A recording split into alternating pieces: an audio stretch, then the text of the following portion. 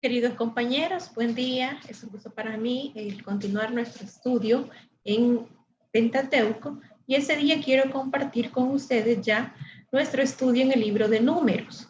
Yo sé que el libro de Números en algunas ocasiones cuando lo hemos visto y hemos visto genealogías, hemos visto censos, hemos visto diversos detalles que a lo mejor no puedan resultar un poco interesantes al momento de nuestra lectura, pero este libro nos encierra muchas verdades y muchas cosas que nosotros es importante que las sepamos. De alguna manera, el libro de Números, como lo dice es su nombre en la Biblia hebrea, se le conoce con el nombre en el desierto. Y esto es porque refleja el carácter del libro, pues relata la historia de las peregrinaciones de Israel desde Sinaí hasta la llegada a la ribera izquierda del río Jordán.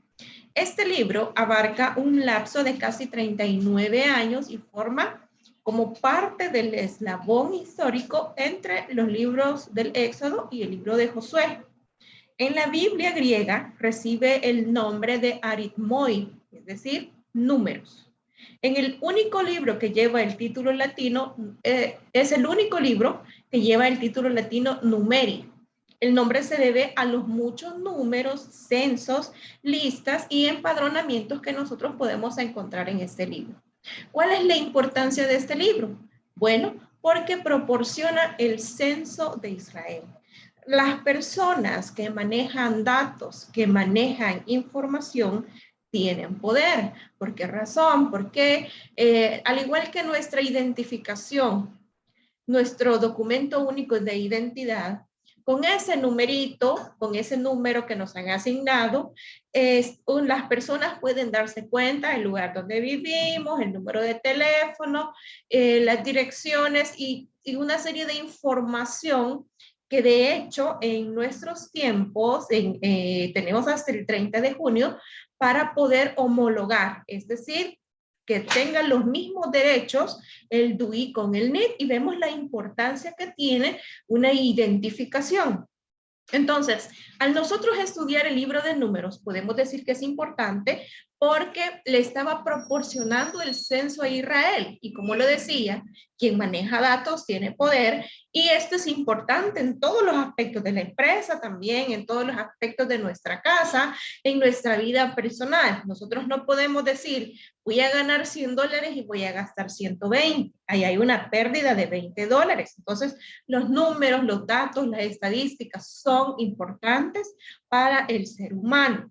Algunos dicen, es que yo estudié medicina, yo estudié abogado porque no me gustan los números. De alguna manera vamos a estar involucrados con los números. Al menos sé que todos nosotros podemos sumar y restar y son situaciones o sumas son sumas, son métodos aritméticos que debemos conocerlos nosotros para nuestra vida diaria. Por ejemplo, no podemos decir, le voy a echar $10 de combustible a mi vehículo y me va a durar toda la semana y tiene que viajar a San Miguel. Ahí es por simple razonamiento lógico que va a tener una duración.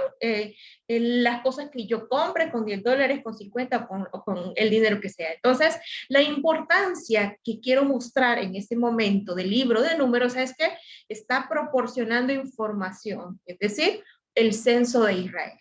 Está enfocado en los aspectos de servicio y de conducta y este libro abarca casi 39 años en el desierto. El tema central es el censo y el tiempo que tuvo Israel en el desierto. El carácter del libro. Es una miscelánea de 3 especies, acontecimientos históricos de la peregrinación de Israel en el desierto, leyes para Israel de carácter permanente y reglas transitorias válidas para los hebreos hasta llegar a Canaán. Se considera que este libro de números está enfocado hacia los aspectos de servicio, pero también de conducta. Algunos aspectos sobresalientes del libro de números es que relata de forma detallada la historia del primer año y del último año. Se cree que no haya surgido algo valioso para omitir esa información. Dios la utilizó, esa experiencia que tuvieron en el desierto, para poder disciplinar a su pueblo y poder desarrollar en ellos el carácter. También podemos decir que es uno de los libros más humanos y más tristes de la Biblia. ¿Por qué razón? Ellos llegaron al lindero de la tierra prometida, como que usted está a punto de cumplir el sueño o lo que Dios le ha prometido, pero no lo cumple. Entonces, por esa razón, en algún momento de nuestra vida, cuando hay cosas que han estado a punto de suceder, las personas que estuvieron a punto de casarse, pero algo pasó y tuvo que retroceder esos planes, hay situaciones como esas que producen un poco de frustración en las personas y le impiden poder desarrollar otras áreas, otras facetas de su vida. Pero dice que este libro, a pesar de que es uno de los más humanos y más tristes de la Biblia, ellos llegaron al lindero de la tierra prometida, pero tenían la personalidad de un esclavo. Y esto sucede cuando nosotros, Dios está a punto de darnos algo, pero no tenemos la preparación. No estoy hablando de académicamente, sino la condición espiritual con la cual podemos recibir esa bendición que Dios nos va a dar. Entonces, la personalidad de ellos era de un esclavo cobarde, dependiente e incapaz de hacer frente a la lucha que pudiera surgir. Toda la generación testigo de las maravillas realizadas en la liberación de Egipto pereció en el desierto sin obtener esa promesa que Dios les había dado. Vemos aquí la preparación para viajar a Canaán. Israel había pasado casi un año en el Sinaí, había recibido la ley, había construido el tabernáculo, tenían ellos un lugar de adoración y ahora estaban por marchar hacia la tierra prometida. Y encontramos en el capítulo 1 el censo de las tribus. Era necesaria la organización en las tribus, en el campamento, como en la marcha. El servicio militar era obligatorio y casi sin excepciones desde los 20 años para arriba. El segundo censo fue realizado al finalizar el peregrinaje y nos da una cifra menor que el primero, dato que nos indica la dureza del viaje y la disciplina divina. Impedían el crecimiento numérico como el que tenían en Egipto. Por ejemplo, en el primer censo vemos a 603.550, pero en el segundo censo vemos 601.730. Las razones por las cuales la nación de Israel estaba organizada en tribus era porque esto se convertía en un medio eficaz para poder administrar y gobernar un grupo tan grande.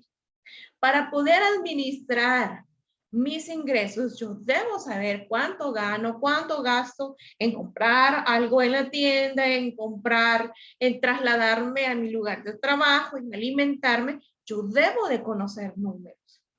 Entonces, otra de las razones por las cuales la nación de Israel estaba organizada en tribu era porque esto hacía más fácil la división de la tierra prometida, era parte de su cultura, pero también de su herencia. Se podía llevar más fácilmente un registro de las genealogías cuando las tribus estaban juntas. Y los viajes eran más eficientes. Y en la imagen nosotros podemos apreciar cómo estaban organizadas. Al norte, Aser, Dan y Neftalí. Al sur estaba Gad, Rubén y Simeón. Al este, Isaacar, Judá y Zabulón.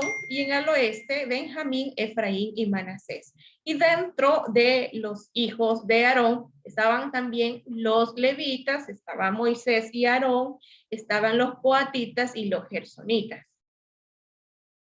Los capítulos 3 y 4 nos enseñan que se cargaban del cuidado los levitas del tabernáculo y del ministerio en los aspectos externos, mientras que los sacerdotes oficiaban en el culto ceremonial.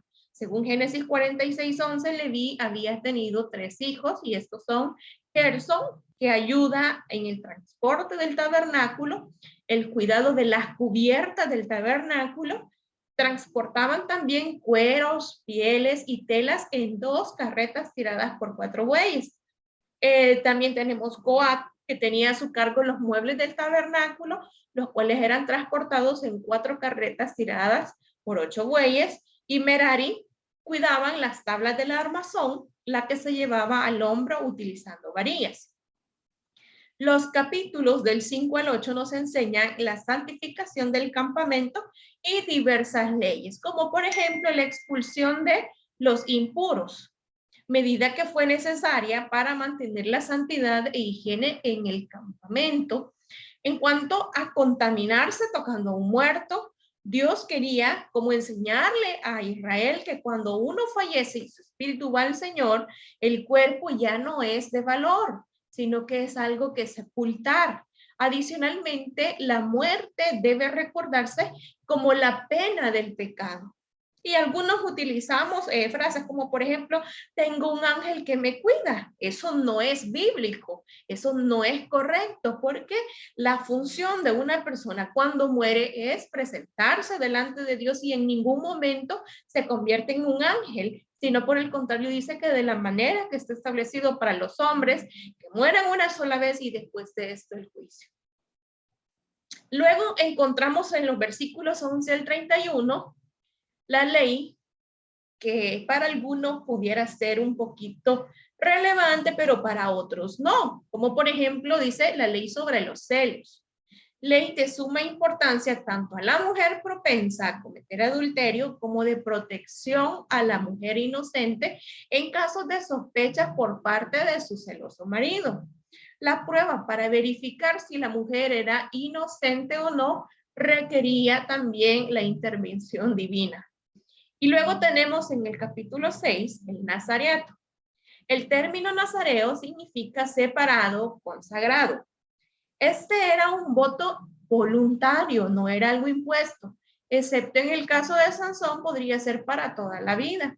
Y los requisitos que debía cumplir una persona que hacía este voto era abstenerse de vino y bebidas fermentadas, no se cortaba el pelo, sino que dejaba crecer libremente sus cabellos, no se acercaba a ningún cadáver, ni de su padre, ni de su madre, ni de su hermano, ni de ningún familiar.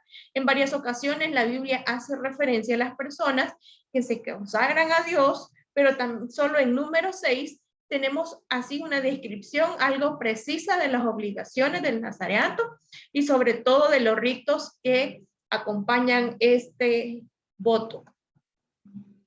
Luego tenemos también en este capítulo 6 algo que en muchas ocasiones utilizamos para enviar un versículo bíblico, ya sea para un pastor, para felicitar a una persona. Esto que se conoce como la bendición sacerdotal constituye lo más excelente de la poesía hebraica y esto tiene una triple invocación y las cláusulas son progresivamente más elevadas. Número 1, se invita a Jehová a bendecir a su pueblo. Número 2, se le suplica que los guarde. Número 3, se le pide que alce sobre el pueblo, su rostro sobre el pueblo en reconocimiento y aprobación, pero también les dé paz. Jehová te bendiga y te guarde. Jehová haga resplandecer su rostro sobre ti y tenga de ti misericordia. Entonces es una bendición que compone progresivamente una triple invocación. Las cláusulas son progresivamente más elevadas. Luego encontramos en el capítulo 9 la Pascua. Esta fue la primera celebración de esa fiesta desde el Éxodo y posiblemente la única que se dio durante la peregrinación en el desierto, pues Israel no observaba la circuncisión, que era uno de los requisitos para celebrar la Pascua. Las exigencias de Dios no son arbitrarias ni irrazonables, son para justamente el bien del creyente. Encontramos en el capítulo 10 las trompetas que fueron hechas de plata modeladas a martillo. Eran diferentes a los cuernos de carnero que eran bastante comunes y podían dar una nota más clara. Las trompetas estaban a cargo de los sacerdotes, quienes tenían ellos la autoridad de guiar. Ellos también eran guiados por medio de la instrucción que se les daba. Los propósitos de las trompetas de plata eran, primero, convocar a la congregación para la reunión delante del tabernáculo. 2, reunir a los príncipes de las tribus ante Moisés. 3, indicar a las tribus al este del campamento el momento de la marcha. Y número 4, preparar a Israel para la guerra. Y número 5, recordar a Jehová la necesidad de su pueblo y obtener ayuda divina. Los sacerdotes tocaban las trompetas como para indicar que todo el campamento estaba bajo la orden y dirección de Dios. Pero en el capítulo 11 encontramos nosotros el descontento del pueblo y el desánimo de Moisés. Como dirigentes podemos estar expuestos a que si una persona bajo nuestra dirección está en descontento y existen murmuraciones, como seres humanos falibles, como seres humanos de carne y hueso, podemos caer en desánimos. Las murmuraciones o las quejas que se dieron en el desierto empezaron a surgir por las incomodidades y privaciones del desierto. La gente extranjera que logró escapar de Egipto y que se agregó en la salida del pueblo de Israel, ellos anhelaban las cosas de Egipto, fomentando entre muchos el descontento, como diciendo, mejor estábamos en Egipto, mejor nos hubiéramos muerto en Egipto. El total de murmuraciones mencionadas en Números son 8, en contraste con Números 14-22. Aunque otros lo tratan de explicar de la siguiente manera, por ejemplo, la falta de fe al cruzar el Mar Rojo, al quejarse por el agua de amarga en Mara, al quejarse en el desierto de Sin, al recolectar más de la cuota diaria de maná, se les engusanó, al recolectar maná en el día de reposo, al quejarse por la falta de agua en Refidim, al cometer idolatría con el becerro de oro porque Moisés no descendía, al quejarse en Tadera y al seguirse quejando por la falta de comida deliciosa, al no confiar, en Dios y entrar también en la tierra prometida. La murmuración de María y Aarón, según el capítulo, fue María la protagonista de las críticas sobre la esposa de Moisés porque había tomado mujer cusita. Cusita, el término de cusita es porque desciende de Cus, y el término Cus significa negro, pues solo se menciona el castigo de ella. El versículo 2 nos da la idea del descontento de ellos. La defensa de Dios fue manifiesta indicándole a María y a Aarón que Moisés era superior a todos los profetas. El castigo fue herir a María con lepra y expulsada del campamento durante 7 días. El fracaso de Cades Barnea por la incredulidad. Esto lo encontramos en los capítulos 13 y 14. Podemos ver que la distancia que habían recorrido era de 320 kilómetros. Llegaron a Cades, frontera de Canaán, y Dios les confirma que debían conquistar la tierra y tomar posesión de ella. El fracaso de ellos fue su incredulidad y tuvieron que estar 38 años más en el desierto. Es uno de los relatos más dramáticos de la Biblia y también lleno de lecciones espirituales. Luego encontramos el mensaje de los 12 espías y el mensaje de los 10 espías que exploraron la tierra. El relato de este capítulo 13 nos indica que la petición de reconocer la tierra fue idea del pueblo. Temían la guerra y sin duda querían saber si era posible conquistarla. Los 12 coincidieron con la frase fluye leche y miel. Sin embargo, los 10 hablaron de los obstáculos, las ciudades y de los gigantes, de todas las cosas que habían ahí. Es como cuando recibimos algo de parte de Dios y empezamos a hablar de los síntomas. Ya el Señor me sanó, pero me duele la cabeza, me duele esto, me duele lo otro. Enfocándonos en los síntomas y no en el milagro o en lo principal que Dios ha realizado en nuestra vida. Caleb y Josué afirmó que Israel podía vencer esto con la ayuda de Dios. Enfocarnos en los fracasos, enfocarnos en las cosas negativas, puede producir también que seamos expulsados, que no contemplemos lo que Dios ha preparado para nosotros. Sin embargo, podemos optar también como aquellos 2 espías que dijeron, es cierto, no ignoraron la situación difícil, porque algunos piensan que estar en el evangelio todo es un lecho de rosas.